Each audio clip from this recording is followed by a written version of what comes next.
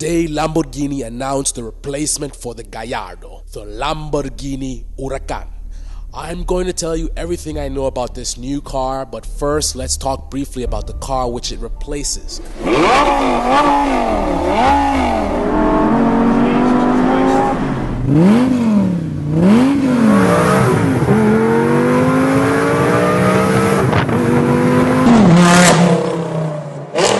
The Gallardo was first released in 2003, intended to be a more reasonable car as opposed to its very angry and highly impractical big brother and my favorite exotic car, the Murcielago.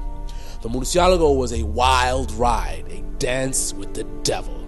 I really can't take the car seriously. I mean, it's really, again, it's just a roller coaster. So you go to a roller coaster just for a blast. Now, if you're looking to drive, this is a car I think is much more appropriate for that. Again, it's much more practical, more lightweight, more nimble, easier to get in and out of, better visibility in the back, you know, and better price point, of course. So, you know, it's better in the wallet. So I think this is much more practical, better driver's car. It's too wide and loud, and the seats are too low, and its price is too high for many, and I love it. Fortunately for the over 14,000 Gallardo buyers since 2003 who either could not afford a Murcielago or don't want to afford such an impractical car that has a very particular audience, under the new Audi-Lamborghini partnership, the Gallardo was created.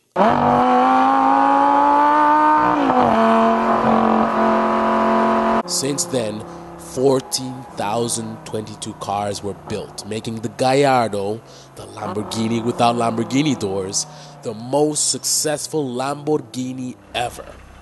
In short, the Gallardo was, at the time, in my opinion, the better Lamborghini. Unfortunately, at the exotic car price points, I'm not looking for sensibility. I'm looking for madness, and that makes the Murcielago my top pick, even though I feel it is inferior to the Gallardo because it is such a brute.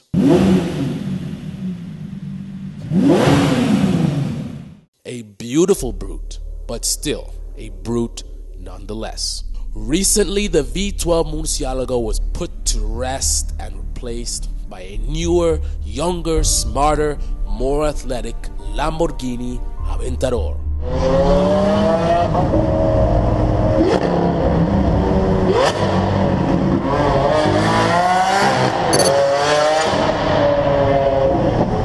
The Aventador is a race car with a license plate.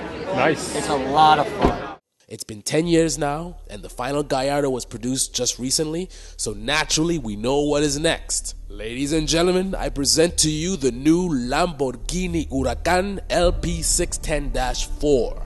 The Lamborghini Huracan LP 610-4 has a 610 horsepower 5.2-liter V10 and will take you to 60 miles per hour in under 3.2 seconds and from 0 to 124 miles per hour in 9.9 seconds. And it's gonna top out at over 202 miles per hour. Lamborghini says the Huracan combines absolute performance with easy to drive road behavior and both a luxurious and sport oriented finish. A little history on the name Huracan.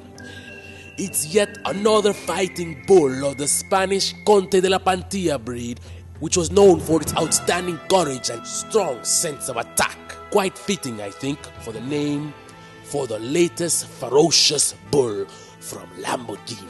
Car features a 12.3-inch full-color TFT instrument panel, which shows things like the rev counter, navigational maps, entertainment functions, and it's driver configurable. The car has a dry weight of 3,135 pounds. It has a power-to-weight ratio of 5 pounds per horsepower, and the new 5.2-liter V10 engine has 610 horsepower at 8,250 RPMs and max torque of 413 foot-pounds at 6,500 RPMs.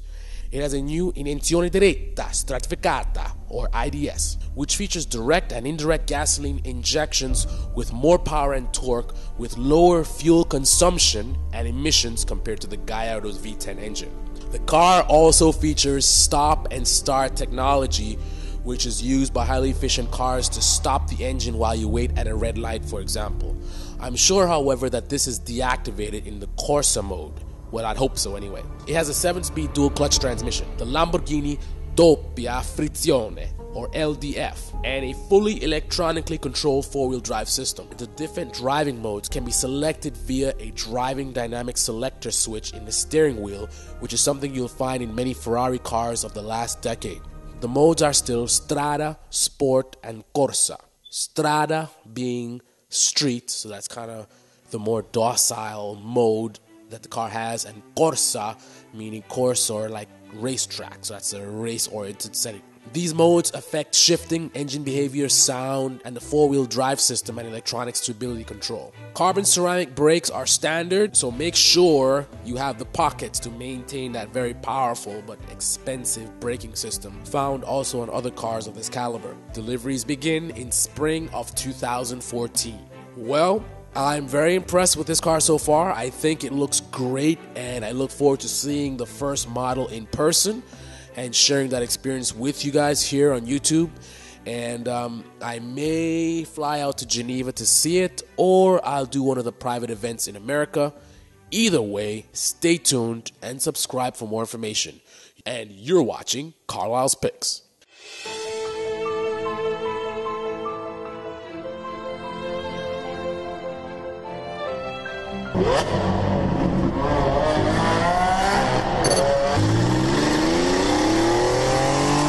Build the car the right way instead of shopping your car to different people. One person, one direction, you know everything about the car.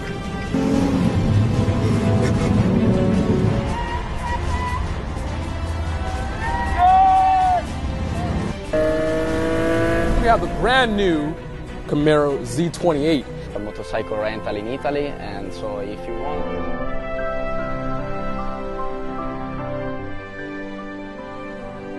Buongiorno.